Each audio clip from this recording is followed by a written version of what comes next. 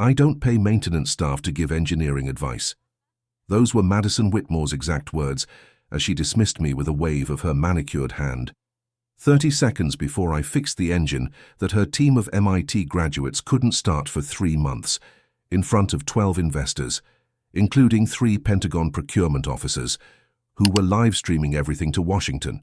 Yeah, the Pentagon was watching when the trust fund CEO told a decorated Iraq War veteran to stay in his lane while he solved the problem that was about to cost her company a $500 million defense contract. But here's what Madison didn't know. I wasn't really the maintenance guy. I was Master Sergeant Deshaun Williams, retired. Combat engineer with 3 Bronze Stars and the security clearance to know that the engine she was desperately trying to demonstrate was based on my own classified designs from 2007. The same designs her father had somehow acquired and built his company around. The same technology I'd been sent here to protect. And Madison Whitmore was about to learn that underestimating veterans comes with consequences that money can't fix. My name is Deshaun Williams, Iraq War veteran, 3 tours, combat engineer who kept convoys moving through the deadliest roads in Fallujah. 6 months ago, I took a maintenance job at Tech Vanguard Industries for one reason. Their new military vehicle engine looked suspiciously like technology I'd helped develop for the Army in 2007. Technology that was still classified, technology that could revolutionize battlefield mobility if it fell into the wrong hands. The Pentagon's intelligence division had been tracking unusual activity around several defense contractors. Companies suddenly developing breakthrough innovations that matched classified military research a little too closely. Tech Vanguard was at the top of the list, so they sent me undercover. Not DARPA, not some elite intelligence operative, just a veteran looking for steady work, invisible to executives who saw maintenance staff as part of the furniture. The plan was simple: get inside, assess the technology, determine if there was a security breach. What I found was worse than industrial espionage. I found a company built on stolen valor. My first week at Tech Vanguard taught me everything I needed to know about Madison Whitmore. She'd inherited the company when her father Richard died in a skiing accident in Switzerland, one of those accidents that happen when you're skiing drunk on slopes you can't handle. She'd never worked a day in the private sector before becoming CEO at 29, going straight from her trust fund lifestyle to the executive suite. And somehow, despite having 0 engineering background, she genuinely believed she was running a revolutionary technology company. Madison had a particular way of treating the help. She'd snap her fingers when she wanted something cleaned. She'd drop trash on the floor while looking me in the eye just to watch me pick it up.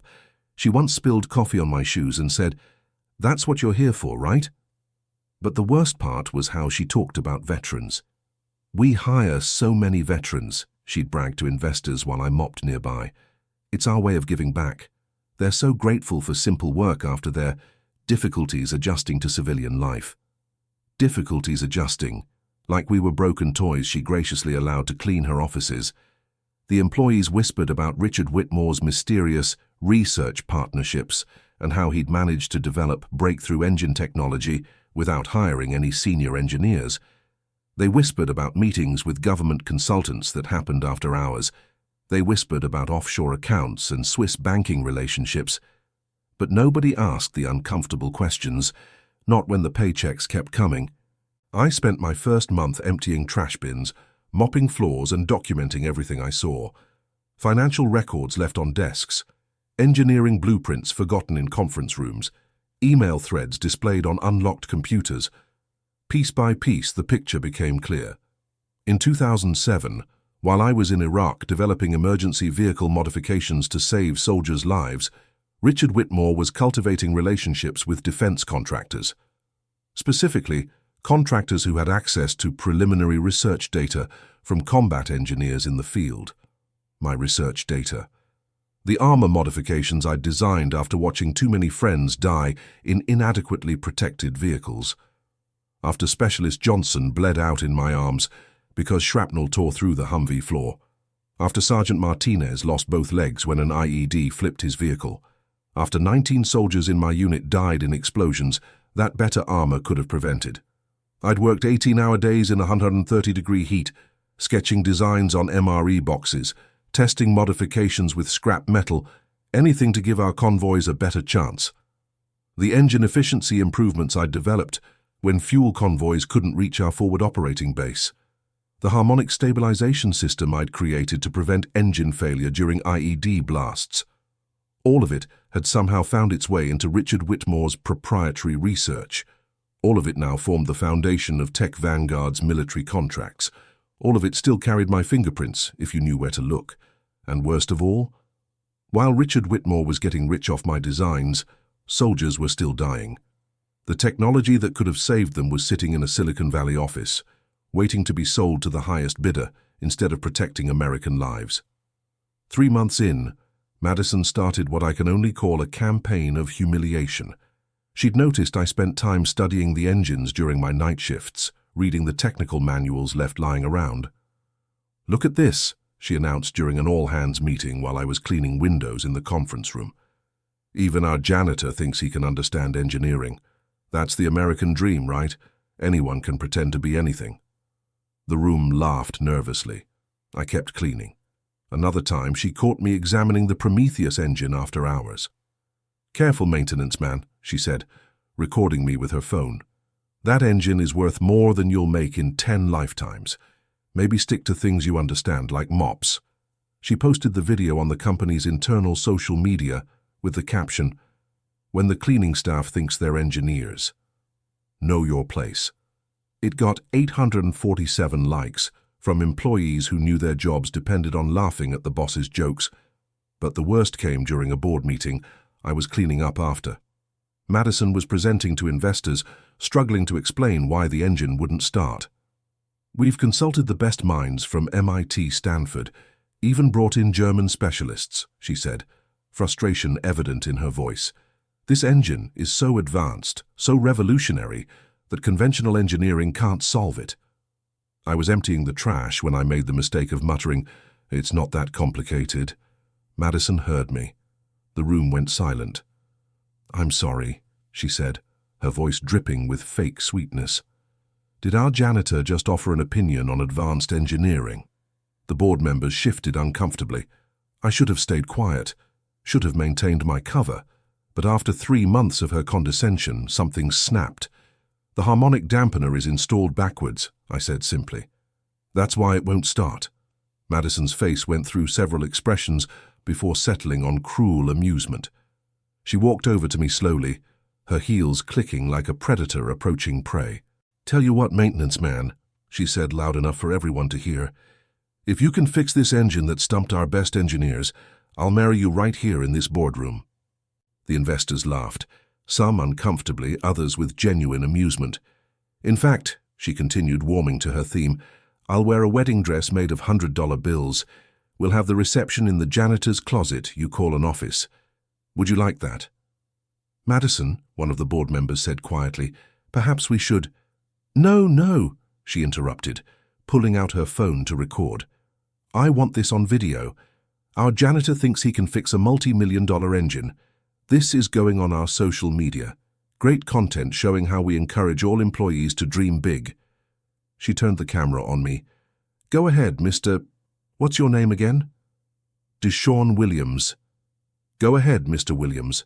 Show us how a janitor fixes problems that MIT graduates can't solve. And remember, there's a wedding on the line." More laughter. One investor was recording too. The humiliation was being documented from multiple angles. "I'll need 30 seconds, I said quietly. 30 seconds, Madison announced to the room. "Our janitor needs 30 seconds to do what our engineers couldn't do in 3 months. Someone start a timer." I walked to the engine, my maintenance uniform a stark contrast to the expensive suits surrounding me. Madison kept her phone trained on me, already composing the mocking caption in her head. The engine was beautiful in its complexity, my design, stolen and repackaged, but still carrying the DNA of those desperate nights in Fallujah when I'd worked by flashlight to save lives. I reached for the harmonic dampener, my hands steady despite the cameras and laughter. Muscle memory from 1,000 field repairs guided my movements. Click, turn, adjust. 20 seconds, someone called out. I moved to the resonance buffer, making micro-adjustments that looked like random tinkering to the observers, but were actually precise calibrations I'd developed under fire. 10 seconds, better hurry, janitor, or no billionaire bride for you. Madison was practically dancing with anticipation of my failure. I entered the startup sequence, not the one in their manual, the real one, the classified one that required knowing the exact harmonic frequency I'd calculated while mortars fell around our forward operating base. 3, 2, 1. The engine roared to life. Not the stuttering, failing attempts their engineers had managed. This was the smooth, powerful purr of perfectly synchronized mechanical poetry. Every cylinder firing in harmony. Every component singing the song I'd written in the desert. The laughter died instantly. Madison's phone hand dropped to her side. The investors leaned forward as one, staring at the engine that was now running with a perfection their engineers had declared impossible. "How?" Madison's voice was barely a whisper. I turned to face the room, my janitor's uniform suddenly feeling like armor. Master Sergeant Deshaun Williams, retired. Combat Engineer, 3rd Armored Division. 3 tours in Iraq. I pulled out my Pentagon credentials, currently assigned to investigate the theft of classified military technology. The silence was so complete you could hear the engine's perfect rhythm like a heartbeat. "And Ms. Whitmore, that engine you've been trying to sell? I designed it in 2007 in a bunker in Fallujah. Your father stole my blueprints while I was saving American lives." Madison's face had gone from red to white to a shade of green I'd only seen on seasick soldiers. "The marriage offer," I continued, allowing myself a small smile. "I'll have to decline. I'm already married. To a Marine who actually earned her position instead of inheriting it." One of the investors, Admiral Harrison, I recognized him now, stood slowly. "Sergeant Williams, are you saying this is stolen military technology? Every bolt, every wire, every innovation. Classified defense research that Ms. Whitmore was about to sell to the highest bidder. Including," I looked at the other investors, "several individuals with known ties to foreign military contractors." That's when Madison made her fatal error. Instead of apologizing, instead of showing any humility, she doubled down. "This is ridiculous," she shrieked. "You're just a janitor, a nobody. You can't possibly have designed this." She grabbed my arm, her manicured nails digging in. "Security, remove this man, he's obviously delusional." But I wasn't the one who needed removing, because my phone was already buzzing with the emergency code. The Pentagon had been watching the entire live stream, and they'd just activated Protocol Steel Hammer. "Ladies and gentlemen," a calm voice announced through the building's intercom system, "this is Colonel Sarah Thompson, Pentagon Security Division. Please remain seated while federal investigators secure the building." Through the floor-to-ceiling windows we could see them arriving, black SUVs with government plates, personnel in tactical gear moving with military precision. This wasn't a corporate investigation anymore. This was a federal security operation. Madison still had her hand on my arm, her grip tightening as reality crashed down around her. "You set me up," she hissed. "You pretended to be a janitor." "No, ma'am, I took a job as a janitor. You decided that meant I was worthless. You decided to humiliate me. You decided to mock my intelligence. And you decided to live stream yourself committing federal crimes." Admiral Harrison was already on his secure phone. The other Pentagon officials were documenting everything. The foreign investors looked like they wanted to disappear. "Federal agents entering the building," the intercom announced. "Please remain seated for questioning." The conference room doors opened. 3 agents in tactical gear entered, followed by a woman in a Navy uniform with enough ribbons to stock a craft store. "Master Sergeant Williams," she said formally. "Captain Jennifer Hayes, Navy Criminal Investigative Service, thank you for your service to this investigation." She turned to Madison, who was still gripping my arm like it was a life preserver. "Ms. Whitmore, you're under arrest for violation of the Arms Export Control Act, theft of classified materials, conspiracy to commit espionage, and assault on a federal officer." "Assault?" Madison's voice cracked. "I barely touched him." "You physically grabbed a federal agent during an undercover operation," Captain Hayes said coldly, "while live streaming evidence of your crimes to social media. Your own video will be Exhibit A." As the agents moved to arrest her, Madison played her last card. "Wait," she said desperately. "I made an offer, on camera. If he fixed the engine, I'd marry him. That's a verbal contract. He has to honor it." The room went silent again, but this time with disbelief at her desperation. Captain Hayes actually smiled. "Ms. Whitmore, are you seriously trying to avoid federal prosecution by claiming you're owed a marriage to the man whose life's work you stole?" I didn't know. Ignorance isn't a defense, especially when that technology could have saved American lives but was instead turned into corporate profit while soldiers continued dying." She pulled out a folder, thick with documentation. 19 soldiers from Master Sergeant Williams' unit died in vehicle-related incidents in 2007. His modifications could have saved them, but your father was too busy stealing the designs to care about their implementation in combat zones. Madison finally released my arm, stumbling backward into her chair. "As for your marriage proposal," I said quietly, "my wife Tanya is a Marine Corps major. She's currently deployed, protecting people like you who'll never appreciate her sacrifice. She's worth 1,000 trust fund CEOs who think mockery is management." Captain Hayes nodded to her team. "Take her away."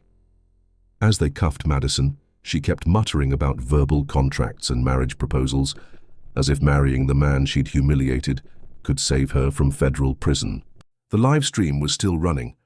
Over 1 million viewers had watched Madison Whitmore go from mocking a janitor to being arrested for treason in less than 5 minutes. The comments were brutal. She really thought she was better than a veteran, from "marry me" to "arrest me" real quick. This is what happens when you underestimate the maintenance staff. My dad's a janitor, and he's smarter than most CEOs. 2 hours later, the conference room had been converted into a federal command center. Madison sat in restraints, her perfect makeup ruined by tears, her designer suit wrinkled beyond salvation. The foreign investors were in separate rooms, being questioned by federal agents about their connections to overseas military contractors. And I sat in what used to be Madison's chair, still wearing my maintenance uniform, finally acknowledged as the engineer who'd kept American soldiers alive. "Master Sergeant Williams," Captain Hayes said, reviewing a thick folder, "your original research saved an estimated 847 American lives in Iraq and Afghanistan. The armor modifications you developed became standard across all vehicle fleets." "Just doing my job, ma'am. Your job that Richard Whitmore somehow gained access to and built a fortune around, while soldiers were dying because the technology wasn't reaching them fast enough." I thought about Specialist Johnson, Sergeant Martinez, and the 17 others who didn't make it home. About the convoys that could have been protected if my designs had gone to the military instead of into Richard Whitmore's bank account.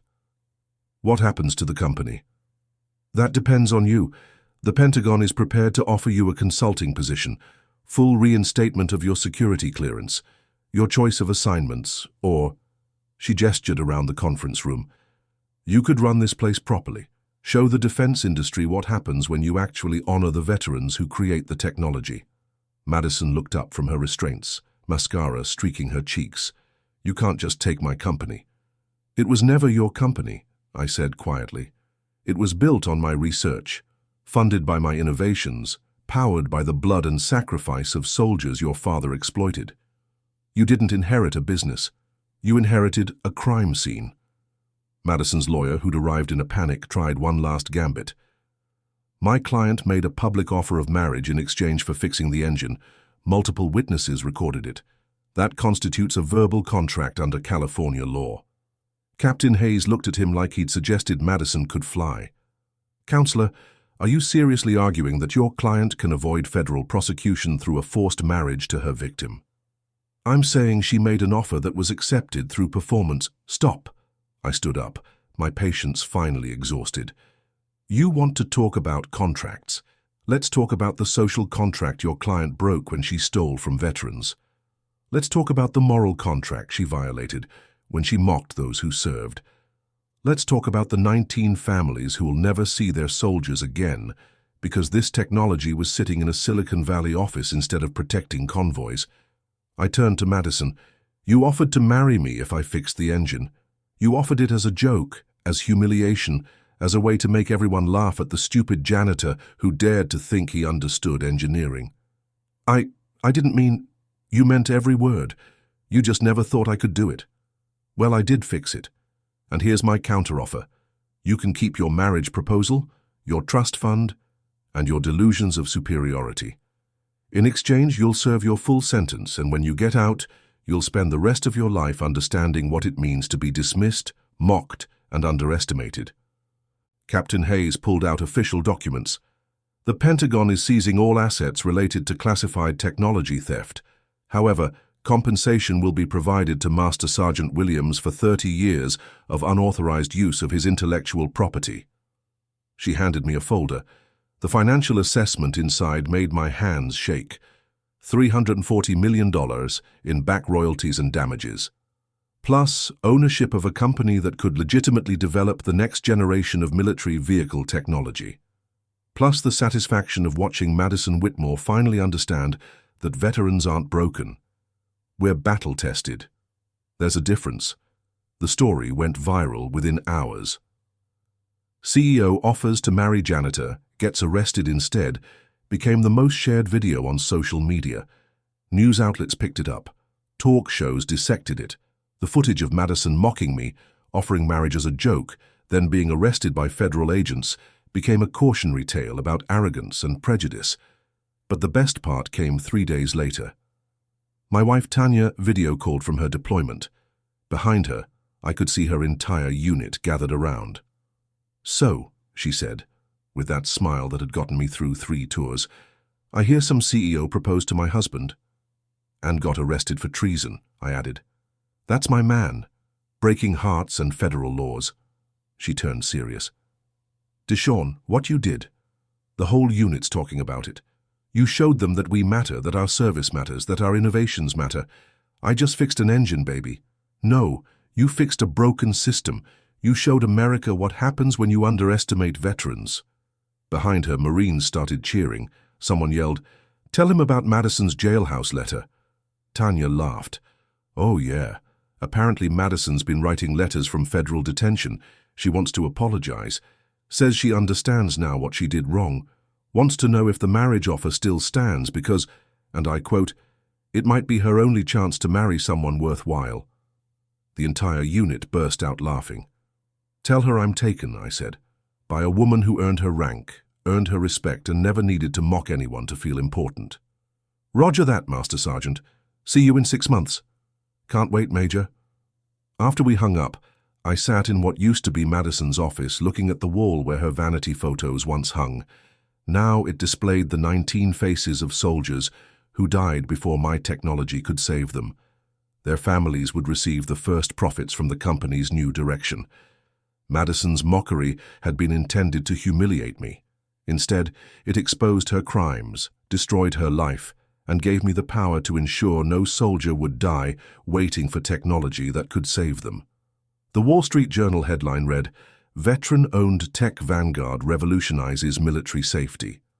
I stood in our new testing facility, watching engineers, many of them veterans, working on the next generation of protective technology.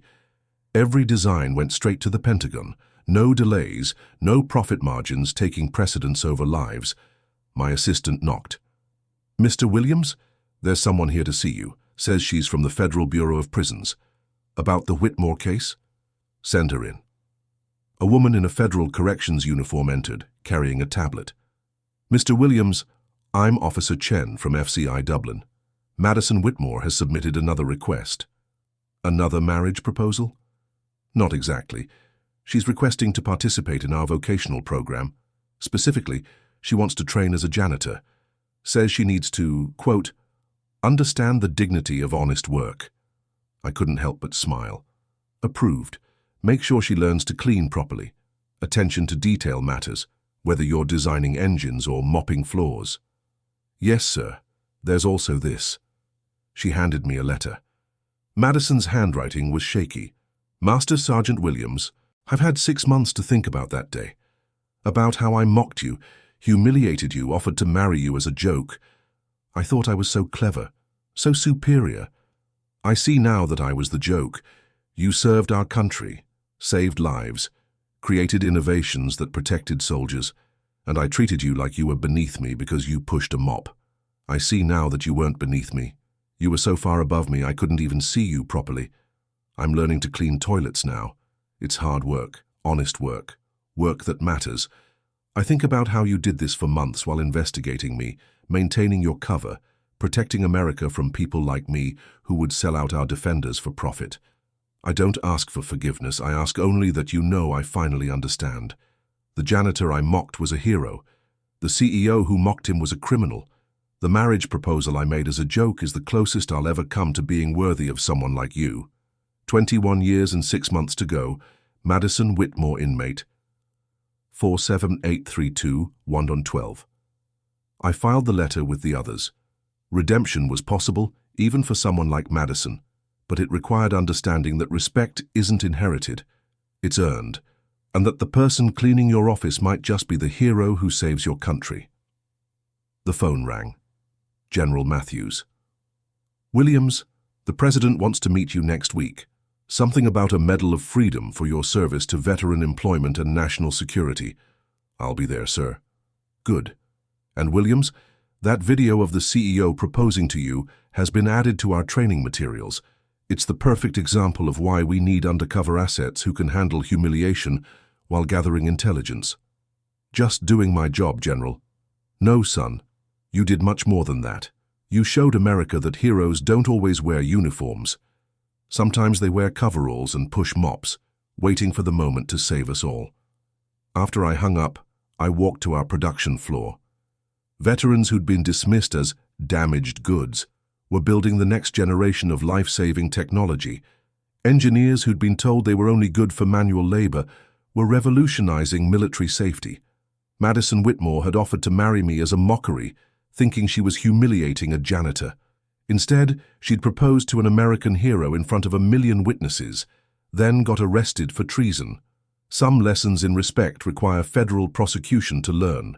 Class was now in session, and this veteran was teaching it. If this story of stolen valor and ultimate justice resonated with you, hit that subscribe button. Are you a veteran who's been underestimated or had your contributions overlooked? Share your story in the comments below. To everyone who's ever been mocked for their job, dismissed for their service, or humiliated for daring to speak up, remember this. The person laughing at you today might be begging for your forgiveness tomorrow. And to those who think a person's worth is determined by their job title, Madison Whitmore is available for marriage proposals at FCI Dublin. She's learning to be an excellent janitor. Maybe that will teach her what she should have known all along. That dignity isn't about what you do, it's about how you serve. This is Master Sergeant Deshaun Williams, reminding you that heroes come in all uniforms, even maintenance coveralls. Stay strong, stay proud, and never let anyone's mockery make you forget your worth. Dedicated to every veteran whose service was dismissed, whose innovations were stolen, and whose dignity was questioned. Your time is now.